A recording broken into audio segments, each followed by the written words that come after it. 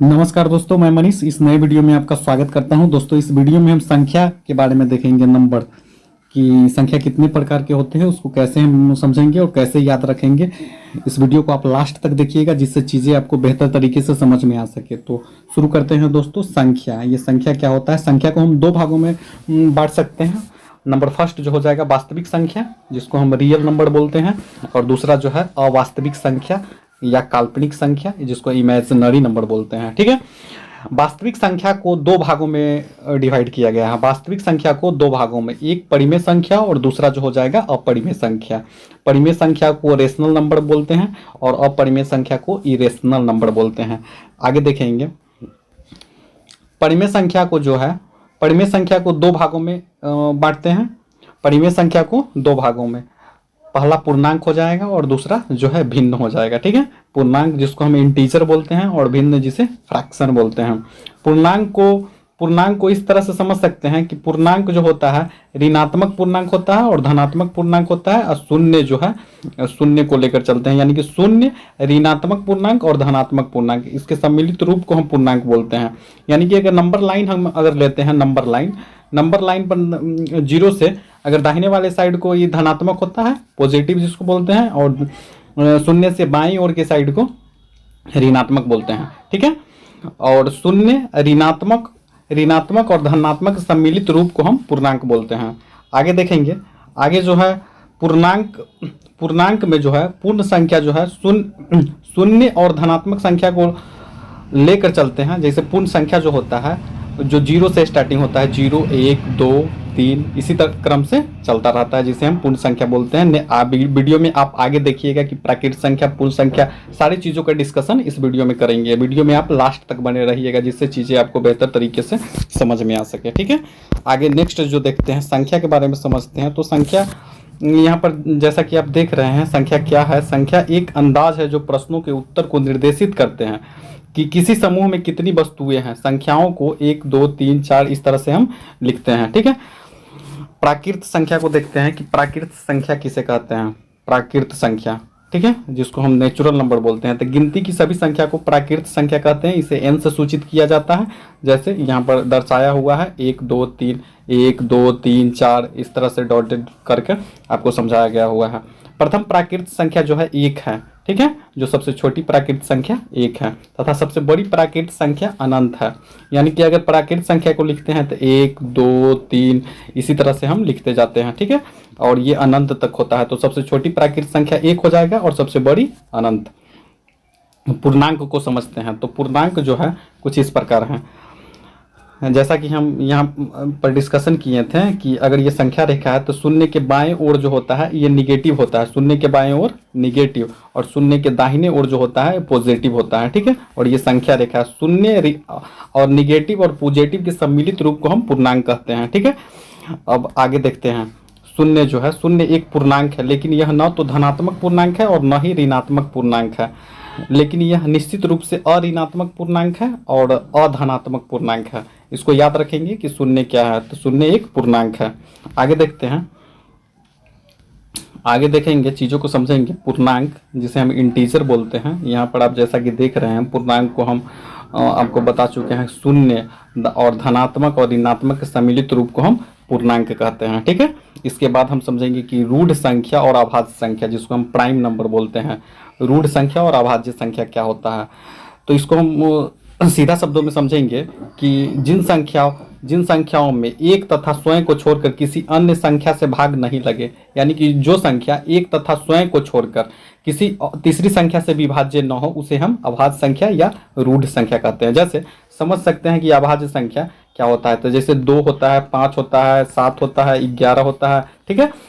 2 जो है 1 से कटेगा, नहीं तो 2 से ही कटेगा। 5 जो है 1 से कटेगा, न तो 5 से कटेगा। यानी कि केवल 2 गुणनखंड हो जो एक तथा स्वयं को छोड़कर किसी भी तीसरी संख्या से विभाज्य न हो। इसमें कुछ ध्यान रखने योग्य बातें जो है, अभाज्य संख्या में सबसे छोटी अभाज्य संख्या 2 है। ठीक है। सबसे छोटी अभाज्य संख्या 2 है, जो सम अभाज्य संख्या है, और एकमात्र ऐसी संख्या है 2 जो सम अभाज्य संख्या है। 2 के अलावा कोई भी ऐसा अभाज्य संख्या नहीं है जो सम हो। ठीक है। कुछ याद रखने योग्य बातें जो है 1 से 100 तक के बीच में 25 अभाज्य संख्या होता है। 1 से 100 तक के बीच में 25 अभाज्य संख्या, ठीक है। इसी तरह से अगर कभी कभी क्वेश्चन बनता है कि 1 से अगर 20 तक में कितनी अभाज्य संख्या है, 30 से 40 तक में कितनी अभाज्य संख्या है, 1 से 70 तक में कितनी अभाज्य संख्या है, तो इसको याद रखने के लिए हम छोटा सा एक नंबर याद रखेंगे 44 22 32 23 21। 44 22 32 और 23 21, अगर इसको आप जोड़िएगा दोस्तों तो ये 25 हो जाएगा, ठीक है। 44 22 32 23 21। 1 से 10 तक में 4 अभाज्य संख्या है, 10 से 20 में 4 अभाज्य संख्या है, 20 से 30 के बीच में 2 अभाज्य संख्या है, इसी तरह से आगे भी है। तो आप इसका स्क्रीनशॉट ले सकते हैं। इस टोटल को जब जोड़िएगा तो 1 से 100 तक में 25 अभाज्य संख्या होता है, ठीक है। सह अभाज्य संख्या को समझते हैं आगे।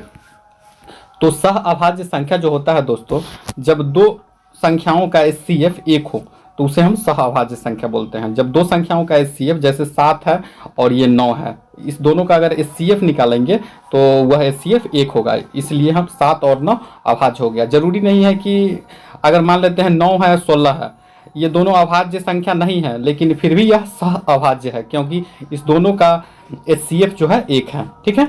अब आगे समझते हैं सम संख्या। सम संख्या किसे कहते हैं? वैसी संख्या जो 2 से पूरी विभाज्य हो जाए, जो 2 से पूर्णतः विभाज्य हो जाए उसको हम सम संख्या बोलते हैं। जैसे 2 4 6 8। इसको इस प्रकार भी याद रख सकते हैं कि जिस संख्या का इकाई अंक 2 से पूर्णतः विभाज्य हो जाए उसको हम सम संख्या कहते हैं। और आगे जो है विषम संख्या, जिसको ऑड नंबर बोलते हैं। वैसी संख्या जिसका इकाई अंक 2 से पूर्णतः विभाज्य नहीं हो उसको हम विषम संख्या बोलेंगे। जैसे 1 हो गया, 3 हो गया, 5 हो गया, 7 हो गया, ठीक है। अब समझते हैं यौगिक संख्या और भाज्य संख्या। यौगिक संख्या और भाज्य संख्या। यौगिक संख्या और भाज्य संख्या जिसको हम कंपोजिट नंबर बोलते हैं। वैसी संख्या जिसके गुणनखंड 2 से अधिक हो। वैसी संख्या जिसके गुणनखंड 2 से अधिक हो उसको हम यौगिक संख्या या भाज्य संख्या कहते हैं। जैसे 4 हो गया, 6 हो गया, 8 हो गया, इसका गुणनखंड 2 से अधिक है, इसलिए इन संख्या को यौगिक संख्या या भाज्य संख्या बोलते हैं, ठीक है। सबसे छोटी यौगिक संख्या जो होता है वह 4 है। सबसे छोटी यौगिक संख्या 4 है। आगे समझते हैं संपूर्ण संख्या को, परफेक्ट नंबर जिसको हम बोलते हैं। तो परफेक्ट नंबर जो है दोस्तों, यहाँ पर समझेंगे कि जिन संख्याओं के सभी गुणनखंडों का योग का दुगुना हो, जिन संख्याओं के सभी गुणनखंडों का योग जो है संख्या का दुगुना हो उसे संपूर्ण संख्या बोलते हैं। जैसे में 6 और 28 है। 6 का जो फैक्टर होगा 1 होगा, 2 होगा और 3 होगा और 6 होगा, ठीक है। अगर इन सभी को जोड़ा जाए तो इसका योग जो होगा इसका 6 का दुगुना 12 हो जाएगा, ठीक है। इसी प्रकार एक 28 है, यानी कि संपूर्ण संख्या 6 है और 28 है। तो इसका जो डिफिनीशन है, जिन संख्या के सभी गुणनखंडों का योग संख्या का दुगुना हो। जैसे कि 6 है तो 6 को अगर गुणनखंड करते हैं तो 1 हो गया, 2 हो गया, 3 हो गया और 6 हो गया। अगर इन सभी को हम ऐड करते हैं, इन सभी को ऐड करते हैं तो यह 12 होगा। तो 6 का दुगुना हो गया, इसलिए 6 संपूर्ण संख्या, सबसे छोटी संपूर्ण संख्या तो 6, ठीक है। आगे समझते हैं परिमेय संख्या को। तो परिमेय संख्या वैसी संख्या को हम बोलते हैं जिसे हम P/Q के रूप में लिख सके। P/Q के रूप में लिख सके और कंडीशन जो होता है Q बराबर नहीं 0, यानी कि नीचे वाला जो टर्म है वो 0 नहीं होना चाहिए, ठीक है। और इसमें जो कुछ एक्सेप्शन है, एक्सेप्शन क्या है कि अगर परिमेय संख्या में हम समझेंगे कि एक्सेप्शन ये है कि Q बराबर नहीं 0 होना चाहिए, ठीक है। अब परिमेय संख्या के दशमलव रूप को समझते हैं। दशमलव रूप परिमेय संख्या को 2 भागों में, यानी कि मानक रूप और एक दशमलव रूप होता है। तो दशमलव रूप जैसा कि आप देख रहे हैं, अगर ये जो है 2/3 है तो इसको दशमलव में अगर हम इसको तोड़ेंगे तो ये रेकरिंग में आएगा, यानी कि पॉइंट के बाद 6 जो है आते हुए जाएगा, इसलिए रेकरिंग टर्म का दशमलव है, ठीक है। दशमलव निरूपण इसका रेकरिंग टर्म में होगा, यानी कि आवर्त होगा। और मानक रूप जो होता है, अगर कोई परिमेय संख्या दिया हुआ है तो उसका उभयनिष्ठ गुणनखंड जो है 1 होना चाहिए, यानी कि वह सहअभाज्य होना चाहिए। जैसे 2 है और 5 है, तो अगर इसका उभयनिष्ठ गुणनखंड यानी कि कॉमन जो है 1 ऐसी संख्या है जो ये दोनों को काटेगा। इसके अलावा कोई ऐसी संख्या नहीं है जो 2 को और 5 को डिवाइड कर सके। इसलिए इसको हम दूसरे शब्दों में कह सकते हैं कि 2/5 जो है यानी कि 2 और 5 जो है सहअभाज्य संख्या है। तो इसी को मानक रूप बोलते हैं, ठीक है। आगे समझेंगे अपरिमेय संख्या। अपरिमेय संख्या को देखते हैं। वैसी संख्या जिसे हम P/Q के रूप में न लिख सके उसको हम अपरिमेय संख्या बोलते हैं, ठीक है। वैसी संख्या जिसे हम P/Q के रूप में नहीं लिख सके उसको हम अपरिमेय संख्या बोलते हैं। जैसे √2 2 हो गया, √3 हो गया, रूट में 1/2 हो गया। यहाँ पर पाई जो है ये काफ़ी इंपॉर्टेंट है, इसको याद रखेंगे कि पाई अपरिमेय संख्या, और पाई का वैल्यू जो होता है 22/7, 22/7 ये परिमेय संख्या है। ठीक है, पाई एक अपरिमेय संख्या है। अब यहाँ पर कुछ ध्यान देने योग्य बातें हैं जो आप यहाँ पर जैसा कि आप देख रहे हैं, पाई एक अपरिमेय संख्या जबकि 22/7 परिमेय संख्या है। ठीक है, करना काफ़ी ज़रूरी था, इसी को ध्यान में रखते हुए ये वीडियो क्रिएट किया गया है। तो ये इस वीडियो को आप 1-2 बार रिपीट करके देख लीजिएगा, जिससे चीज़ें आपको बेहतर तरीके से समझ में आ जाए, जिससे अगर हम क्वेश्चन लगाएं उस समय आपको कन्फ्यूज़न नहीं क्रिएट हो पाए। तो यहाँ पर कुछ चीज़ जो है, प्राकृत संख्या क्या होता है, पूर्ण संख्या क्या होता है, इन चीज़ों को आप समझकर, पूर्णांक क्या होता है, इन चीज़ों को आप बेहतर तरीके से समझने के बाद एक्सरसाइज 1.2 को सॉल्व करेंगे, जिससे चीज़ें आपको बेहतर तरीके से समझ में आए। उम्मीद करते हैं ये वीडियो आपको अच्छी लगी होगी। अगर आप चैनल पर नए हैं तो चैनल को सब्सक्राइब कर लीजिएगा, बेल आइकन पर क्लिक कर लीजिएगा, ताकि हम जो भी नया वीडियो अपडेट करें उसका नोटिफिकेशन आपको समय समय से मिलता रहे। धन्यवाद दोस्तों, मिलते हैं नेक्स्ट वीडियो में।